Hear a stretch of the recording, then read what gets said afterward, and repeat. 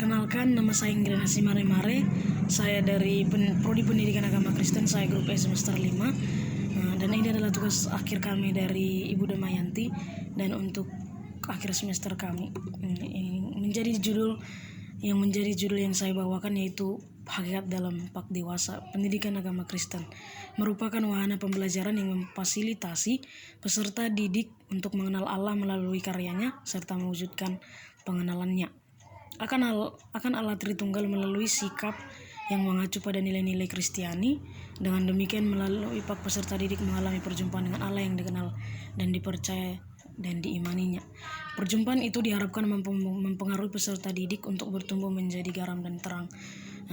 Dalam garam dan terang dunia ini, kita harus bisa memperebutkan itu, mampu melayani di setiap gereja, dan ada seorang berkata, jadilah garam dan terang di seluruh dunia dan dalam kehidupan dan nilai iman dalam berbagai bentuk tanggung jawab sosial pada lingkup keluarga dan masyarakat. Kalau dalam keluarga, kita harus menjaga sikap dan sopan santun kita kepada orang tua dan orang yang lebih dewasa dari kita juga, walaupun kita sudah menjadi orang dewasa. Dan dalam masyarakat kita harus di dalam masyarakat itu kita harus berguna dan mampu mengendalikan mereka, dan kita berguna di tengah-tengah mereka. Usaha yang dilakukan secara terencana dan berkelanjutan dalam rangka mengembangkan kemampuan sehari-hari terhadap sesama dan lingkungan hidupnya, ya otomatis kita harus mampu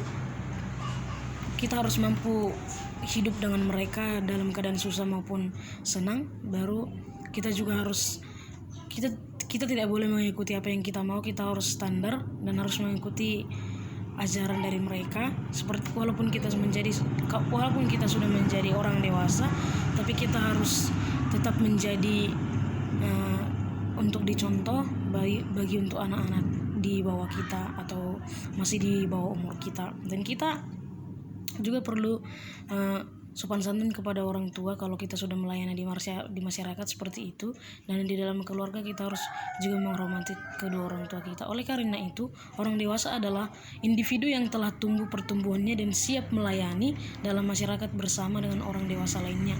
Dan kalau kita ingin bergabung ke masyarakat, kita harus memiliki teman-teman dewasa yang lainnya. Seperti kita mempunyai teman dekat, kita mengajak dia, ayo, contohnya kita akan bergotong royong, kita akan mengadakan begini. Contohnya ada, dan salah satu contohnya saya mengikuti Karang Taruna di kampung saya, dan saya mengikuti muda-mudi di gereja. Itu yang bisa saya melayani, itu yang bisa saya siap untuk melayani dalam masyarakat dengan orang dewasa lainnya.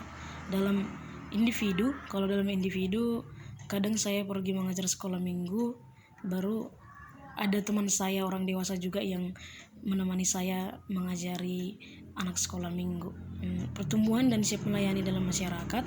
Dan orang dewasa juga dapat diartikan sebagai individu yang memiliki kekuatan tubuh secara maksimal. Kita harus kuat karena orang yang lebih tua dari kita pasti mereka akan menyuruh kita untuk melakukan sesuatu. Jadi kita harus kuat, jangan lemah karena kita masih muda. Yang memiliki kekuatan dan demi siap berproduksi dan telah diharapkan memiliki kesiapan di hadapan masyarakat dan siap menerima lainnya di dalam masyarakat bersama dengan orang dewasa lainnya. Dan kita harus juga mengajak kawan kita untuk bergabung dengan mereka. Kita tidak boleh malas di depan mereka karena mereka juga akan malas, karena kita adalah sumber kesemangatan mereka karena kita lebih muda dan mungkin mereka akan berpikiran seperti ini. Kita harus juga bisa menjadi seperti orang muda seperti mereka, walaupun mereka sudah tua tapi mereka memiliki niat dan semangat yang penuh dengan girang. Ya kita juga harus seperti itu, dan kita juga tidak boleh menyerah, dan kita juga tidak boleh malas-malasan karena itu salah satu tugas untuk melayani di dalam masyarakat. Dan orang yang juga dapat disebut dewasa mengasumsikan baik oleh pilihan sendiri ataupun bukan semacam tanggung jawab bagi diri sendiri. Dan kita juga harus bisa menanggung jawab diri kita sendiri karena kita sudah dewasa. Kita tidak perlu bergantung kepada orang lain, dan kita jangan terlalu kepada orang lain karena kita sudah dewasa. Jangan terlalu mudah tersinggung, jangan terlalu mudah marah karena kita sudah beranjak mau dewasa. Kalau diperkirakan, kalau orang dewasa itu kalau diperkirakan kalau mereka seperti mereka sudah bisa menikah, bahkan kalau mereka udah ada umur 19 tahun 18 tahun mereka sudah bisa menikah dan bisa memiliki anak. Jadi kita harus dewasa, kita harus memikirkan apa yang menjadi ke depannya, dan kita tidak boleh sembarangan berkata-kata kepada orang yang lebih tua dari kita, dan barangkali juga terhadap orang lain, dan juga satu tingkat kemandirian dari otoritas orang tua yang baik sama dengan para remaja dan pemuda. Kita juga harus mengajak remaja dan pemuda atau laki-laki yang bisa diajak untuk berkompromi dengan dewasa, baru kita juga dapat disebut dewasa mengasumsikan baik oleh pilihan sendiri atau bukan semacam tanggung jawab bagi diri sendiri.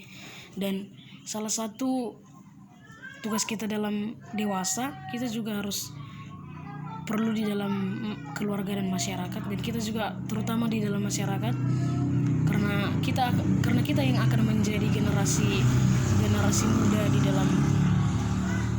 dalam tengah masyarakat mereka, karena mereka kan sudah tua-tua, karena mereka juga butuh istirahat, karena kita yang akan diharapkan. Dan kemandirian dari otoritas orang tua yang baik sama dengan para remaja dan pemuda. Hanya ini yang bisa saya sampaikan. Terima kasih. Shalom.